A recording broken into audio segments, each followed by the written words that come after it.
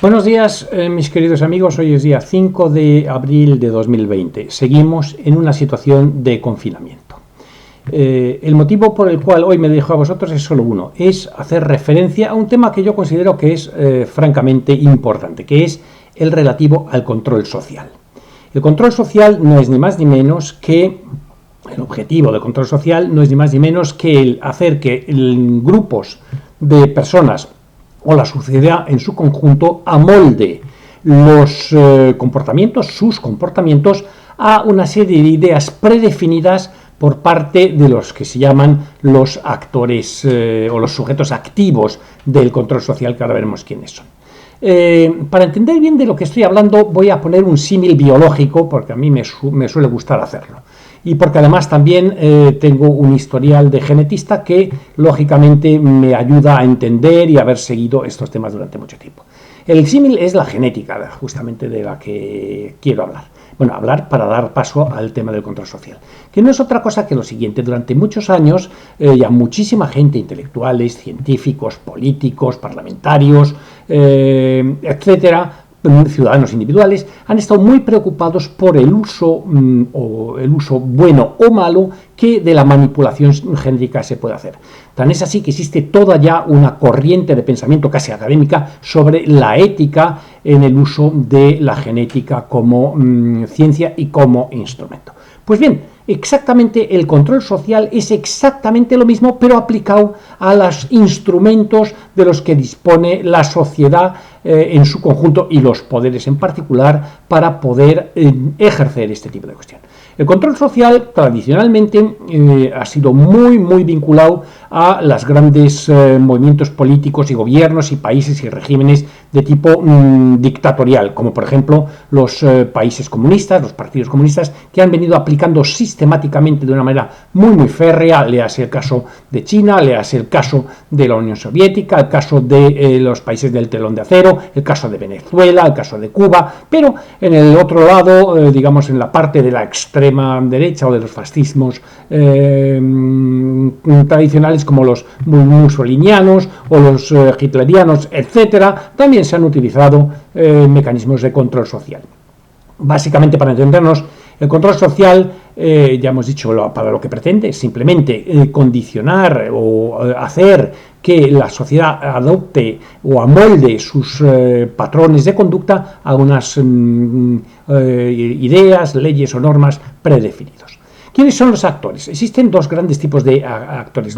Los sujetos activos pueden ser directos o indirectos. Los indirectos, ¿quiénes son? Pues todos los poderes, grupos sociales de presión, como pueden ser la prensa, como puede ser la iglesia, como pueden ser las escuelas, como pueden ser los grupos vecinales, las asociaciones, las ONGs, etcétera. Estos son los sujetos activos indirectos. Indirectos quiere decir porque no son realmente coercitivos de una manera expresa.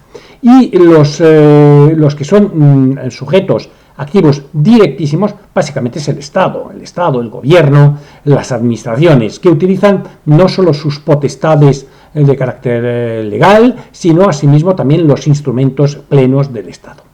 El concepto de control social es un concepto que acuñó Edward Ross, que era uno de los padres de la sociología y desde luego de la sociología norteamericana, y que acuña el término control social. Este señor nació en 1866 y fallece en 1951. Y él, junto con también los miembros de la escuela de Chicago como Shaw, como Mead, como Park, como Dewey y otros, también configuran parte de los estudios que se han realizado sobre esta cuestión. Pero no solo es una cuestión estrictamente académica. Si nosotros nos fijamos, existen numerosísimas películas que se refieren verdaderamente a esta cuestión. Las recientes, por ejemplo, La dictadura perfecta, Brasil, Walk the Dog, por ejemplo, Citizen Four, El experimento, La ola, Il Divo, Vice, o incluso las clásicas donde el gran hermano ya nos vigilaba de una forma pertinaz para ajustar nuestras conductas de una manera verdaderamente tremenda. Y desde luego la literatura también abunda de este tipo de cuestiones, muchas de las cuales han dado pie también, lógicamente, a películas interesantes sobre esta cuestión. Pues bien, yo lo único que pretendo hoy es ni más ni menos que recordar que países como China, recientemente, aprovechando antes incluso del coronavirus, pero ya con el coronavirus de una manera intensa, han empezado a utilizar mecanismos, por ejemplo, de reconocimiento facial, mecanismos de seguimiento de movimientos y de posicionamiento y de contactos a través de teléfonos móviles. Tenemos además otros comportamientos que no son estrictamente telemáticos, como por ejemplo la creación de batallones vecinales, de batallones de voluntarios que patrullan las calles para, digamos, exigir de los ciudadanos comportamientos. Tan es así que las propias autoridades chinas han manifestado en numerosas ocasiones la preocupación que tienen acerca de la intensidad o un poco la forma en que se les va la mano a aquellos ejércitos de aplicadores de las exigencias o normas de carácter social a los demás.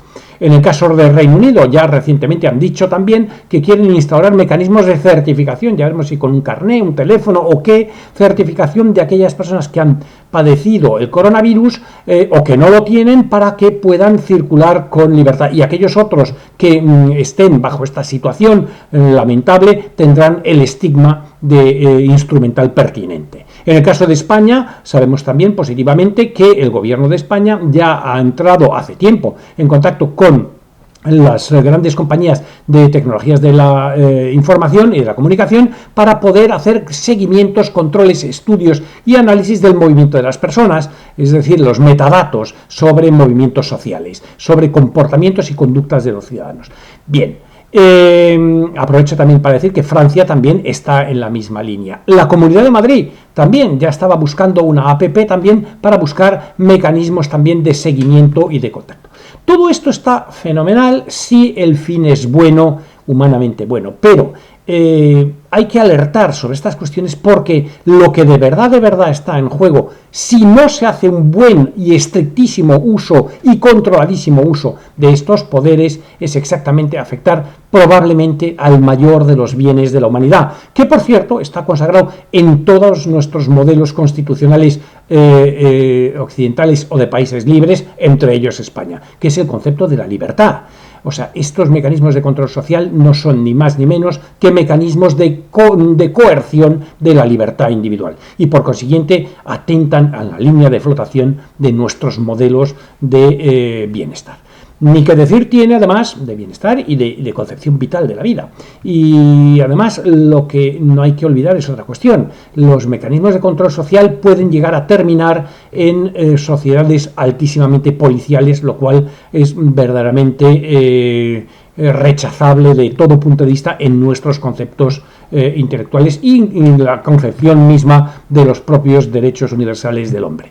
Pues bien, esta era la única cuestión que yo quería hoy comentar, que no es poca, rogando que la sociedad esté alerta, la sociedad a través de sus infinitos mecanismos, bien individuales, bien asociativos, bien políticos, bien de partidos políticos, bien de representación, hagan un seguimiento sistemático del buen uso o de la desviación del uso de este tipo de mecanismos, de este tipo de intenciones, porque el paso de una situación buena a una mala es una frontera muy fina. Muchísimas gracias por todo y espero que paséis un magnífico día.